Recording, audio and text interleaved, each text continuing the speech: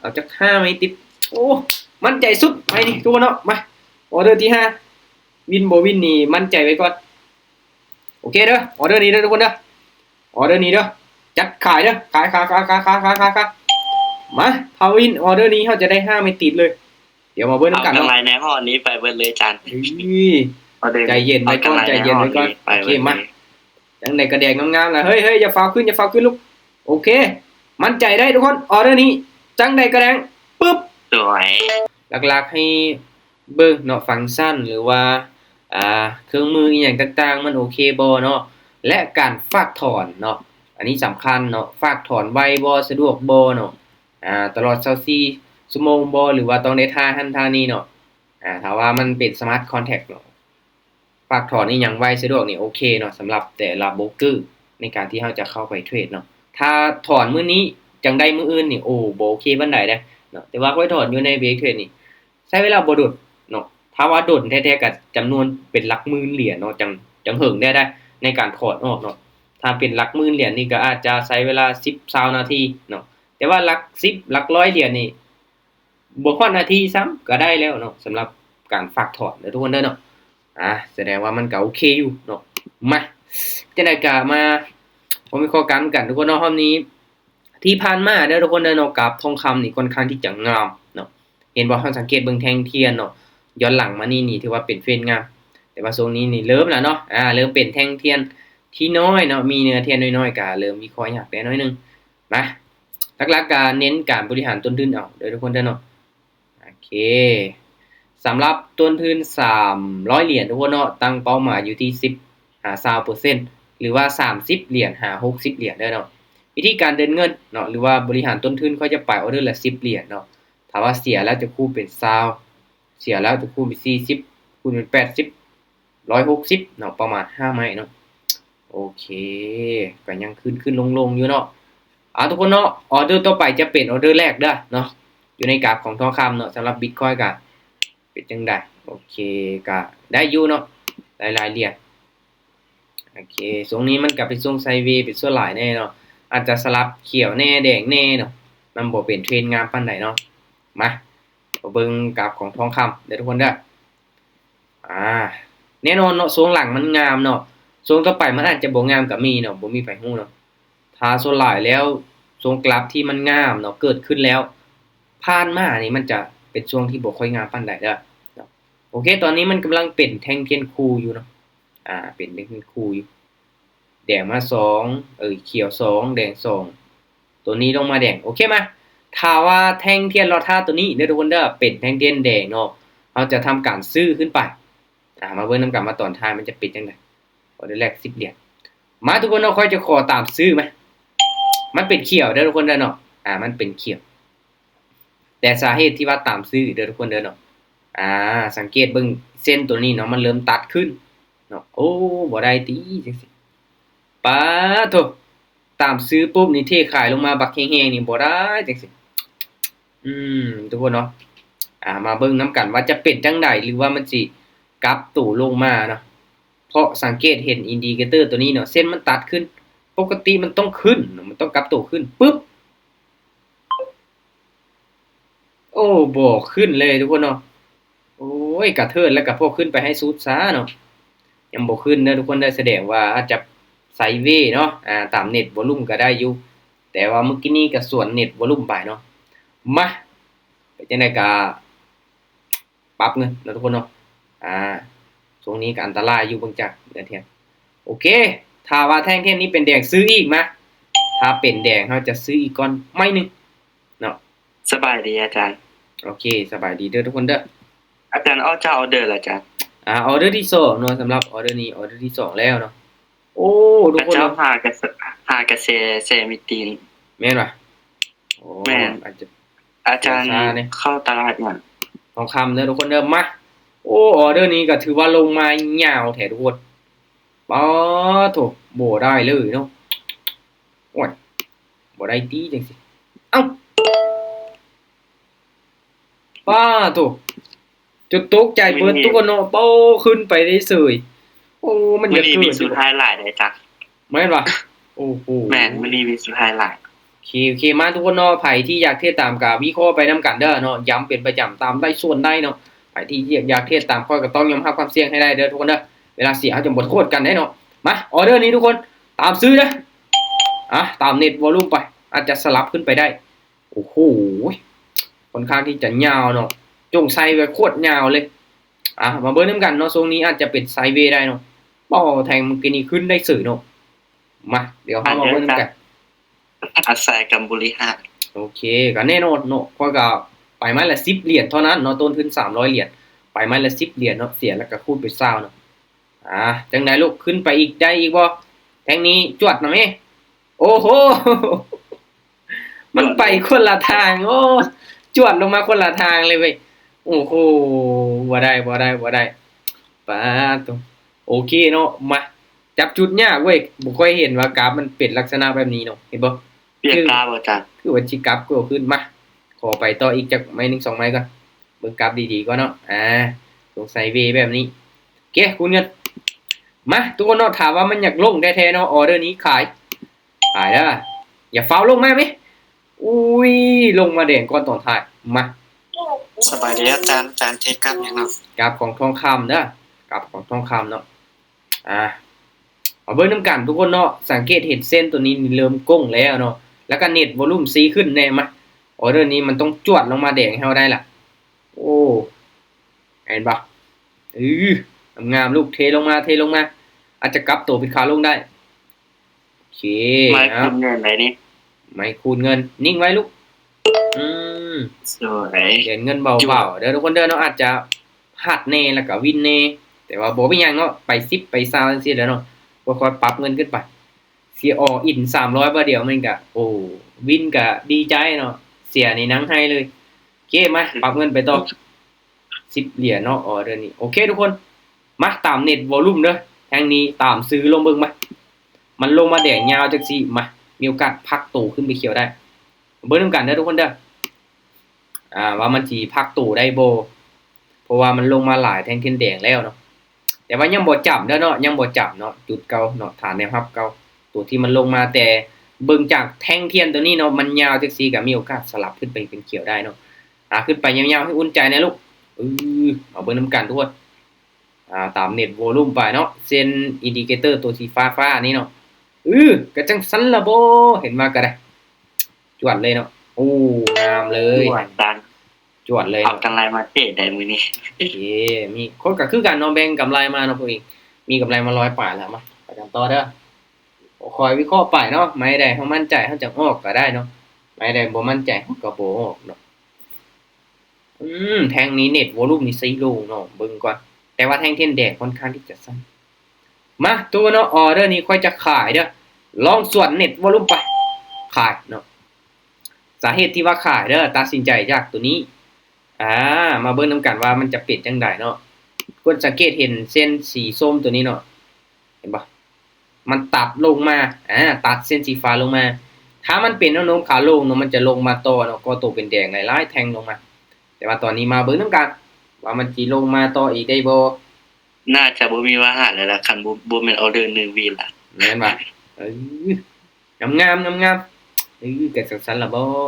ด้วย3ออเดอร์โอเคมาไปกันต่อเห็นบ่ทุกคนเนาะถ้าว่าเฮาตั้งเป้า 10% นี่เฮาได้เกินแล้วได้เนาะกำไรมา37เหรียญแล้วเนาะเห็นบ่นี่ก็ถือว่าโอเคแล้วได้เนาะแต่แทงเทียนมันงามๆมาเอาจัก20%ซะทุกคนเนาะหรือว่า60เหรียญเด้อกำไร60เหรียญเด้อมาเบิ่งว่าได้บ่3แทงเทียนแดงโอเคทุกคนเนาะมาซื้อบ้านนึงเด้อมา3แดงได้จาน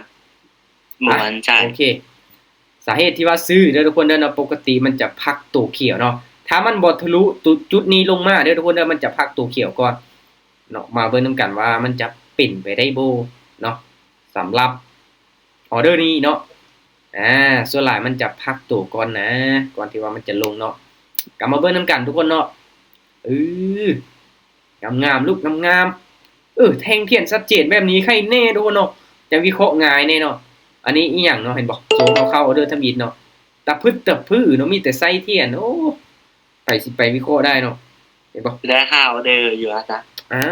มาลุ้นเบิ่งนำกันเนาะจังหวะนี้4ไม้ตีแล้ว เอาจัก5ไม่ติดโอ้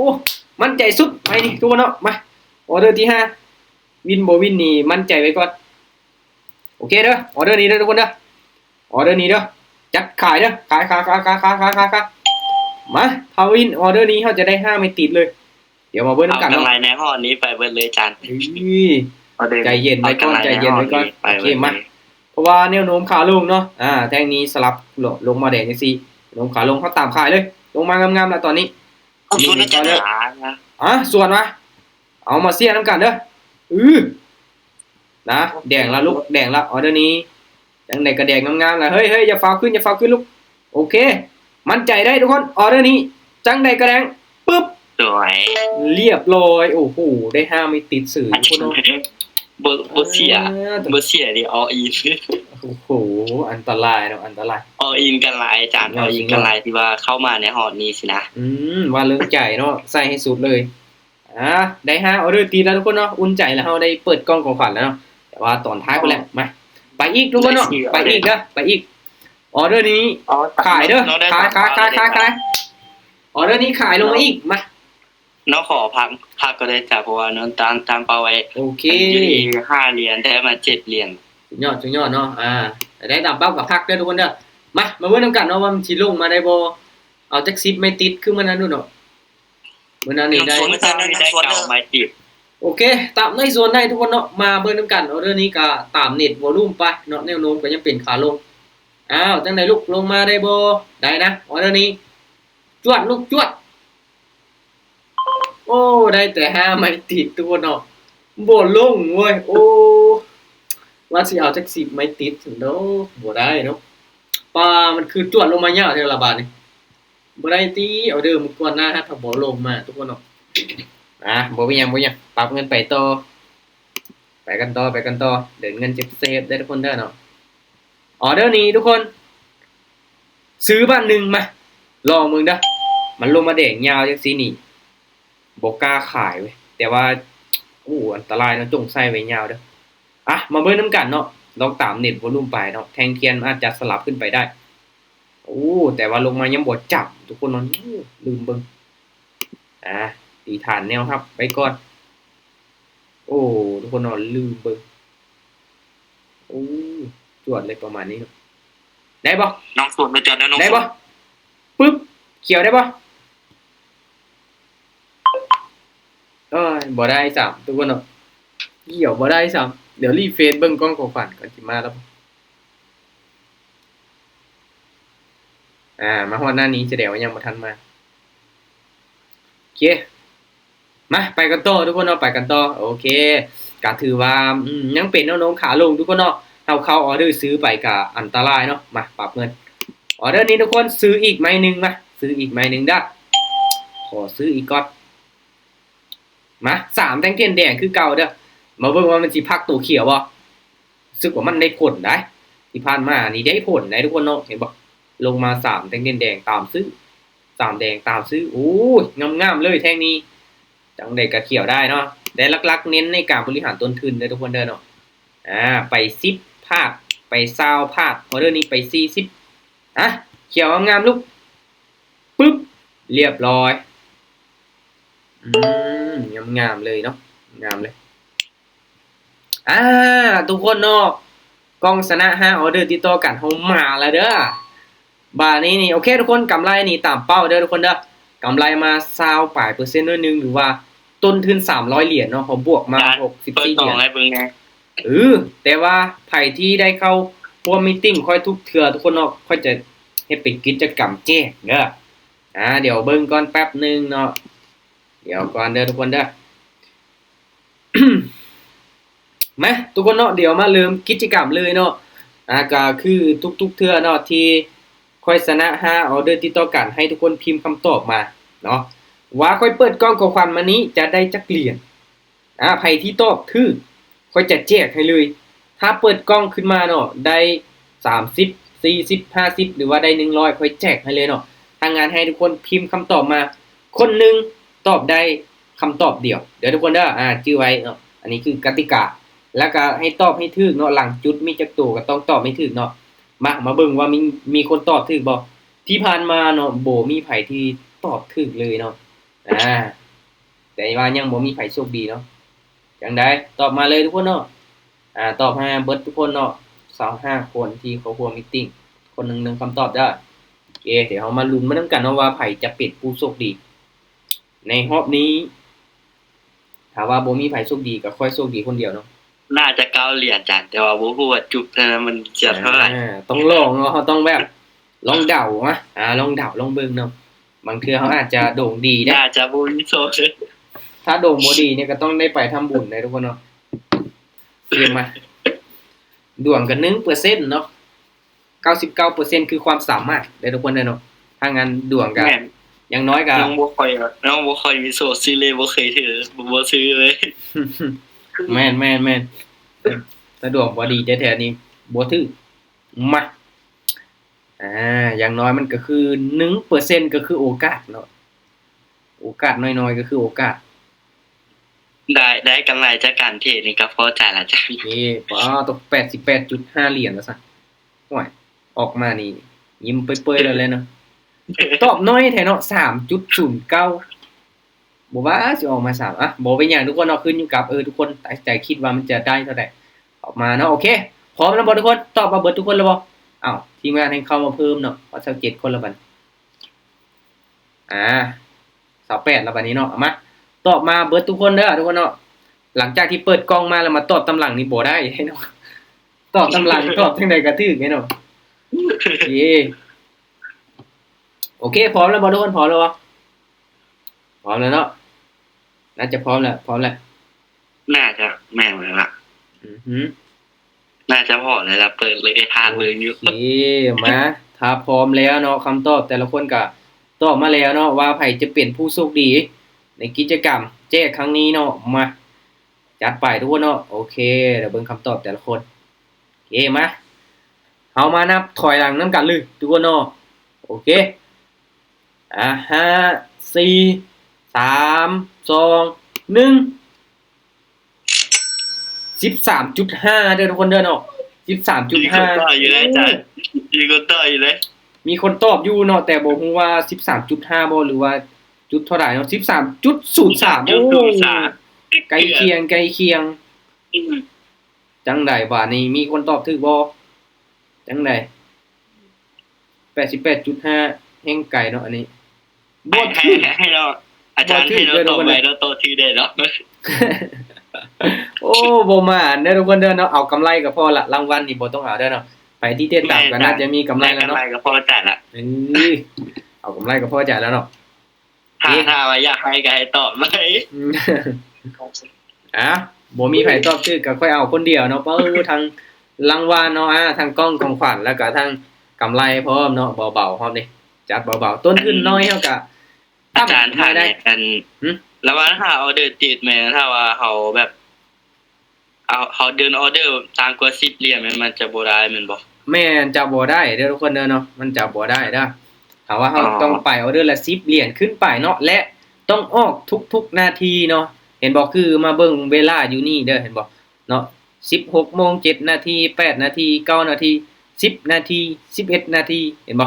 มันต้องออกทุกๆนาทีแบบนี้ถ้าสมมุติว่าเฮาออกออเดอร์นี้ไปเฮากับข้ามก่อนเนาะออเดอร์ต่อไปเฮาข้ามเนาะประมาณ 16:10 นาทีเฮาจังออกอีกไม้นึงเฮาจะบ่ได้เนาะกันน่ะเนาะอันนี้คือกติกาของมันเนาะที่ว่ามันที่จะแจกเนาะแล้วก็ออเดอร์10เหรียญขึ้นไปเด้อทุกคนเด้อโอเคกำไรเฮานี้เบาๆทุกคนเนาะเอาเป็นฮอบแรกเนาะถามแน่ฮะเขาถามแน่โอเคบอกรายละเอียดเกี่ยวกับเน็ตวอลลุ่มเนี่ยบอกรายละเอียดเกี่ยวกับเน็ตวอลลุ่มโอเคเนาะมาสำหรับอินดิเคเตอร์ตัวนี้ทุกคนเนาะก็เองเป็นคนที่ว่าคิดคนมาเนาะหรือว่าเข้าไปเบิ่งอยู่เครื่องมือนี่แหละเนาะมันมีหลายเนาะมันมีหลายค่อยกับฝึกนำใช้แต่ละเนาะหลังจากนั้นค่อยก็เลื่อนขึ้นมาเนาะเลื่อนมาเห็นเน็ตวอลลุ่มเนาะก็เลยออกมาใส่เนาะออกมาใส่ผัดมันใส่จังซี่ตัวเนาะมันจะได้ผลในทรงเป็นไซเวย์เด้อนะคือน้องนี่แบบว่าไซอินดิเคเตอร์บ่ค่อยเป็นนะแบบว่าวิเคราะห์เทียงอย่างเดียวเฮ็ดมาได้ปีป่ายแล้วแบบมันไซอินดิเคเตอร์ตัวใดมันก็แบบรู้สึกว่ามันบ่โอเคแต่ แต่ละอินดิเคเตอร์เนาะมันก็นำใช้ในส่วนที่แตกต่างกันเนาะส่วนกราฟที่แตกต่างกันแล้วก็ได้ผลในส่วนกราฟที่บ่คือกันเนาะสำหรับเน็ตวอลลุ่มเด้ออาจารย์ถ้าว่าเฮาเบิ่งกราฟเป็นแล้วเบิ่งเทียบเคียงเลยมันจะดีก่อนแม่นบ่หรือว่าไซด์เวย์ก็เบิ่งได้สินะมันต้องรวมๆหลายๆอย่างถือว่าเป็นการดีเนาะเฮาทั้งอินดิเคเตอร์เฮาทั้งแท่งเทียนเฮาทั้งแบบแนวโน้มของกราฟเนาะเป็นเทรนขาขึ้นเป็นเทรนขาลงอีหยังต่างๆเนาะถ้าว่าทุกคนเบิ่งเนาะหลายๆอย่างเนาะจะเป็นการดีเนาะตัวนี้ก็เป็นการที่ว่าเฮามีความรู้หลายๆด้านเนาะบ่ว่าจะเป็นแนวรับแนวต้านเนาะเฮาก็รู้เนาะแท่งเทียนเนาะหรือว่าแนวโน้มเนาะบางเทื่อเนี่ยข่าวเศรษฐกิจอีหยังต่างๆเนาะเป็นหยังราคาทองคำมันจังขึ้นเนาะเป็นหยังทองคำมันคือเป็นเทรนขาขึ้นเนาะสาเหตุเกิดจากตัวใดเนาะเฮาได้รู้กันดีเน็ตวอลลุ่มนี่ง่ายๆเด้อทุกคนเด้อเน็ตวอลลุ่มนี่ง่ายๆเส้นมันสีลงปึ๊บแม่นให้เฮากดซื้อขึ้นไปเส้นมันสีขึ้นเฮากดขายลงมามันจะได้ผลในโซนที่เป็นแท่งเทียนสลับหรือว่าโซนที่เป็นไซด์เวย์ยกตัวอย่างว่าแท่งเทียนลอท่าเนาะเป็นเขียวตัวนี้มันออกแดงเขียวแดงเขียวแบบนี้นี่อัตราชนะมันจะสูงเด้อทุกคนเด้อเนาะถ้างั้นให้ทุกคนไปฝึกนำสายเบิ่งก่อนเนาะประมาณอาทิตย์นึงว่ามันได้ผลบ่ประมาณเดือนนึงมันได้ผลบ่เนาะและกราฟทรงใดมันบ่ได้ผลเนาะให้ทุกคนเบิ่งเอาเนาะเห็นบอกคือแท่งนี้เนาะเส้นมันสีลงปึ๊บเห็นบอกแท่งเทียนว่าถ้าเป็นแดงเนาะเอาก็กดซื้อขึ้นไปเลยตอนนี้มันกำลังนับถอยหลังอยู่ถ้าว่าแท่งนี้เป็นเขียวเห็นบอกมันได้ผลเนาะสำหรับเน็ตวอลลุ่มเด้อเนาะนำใส่ให้ถึกช่วงเนาะเฮาจะเห็นกำไรแน่นอนเด้อทุกคนเด้อปึ๊บลงมาแดงนี่เสียเลยเด้นโอเค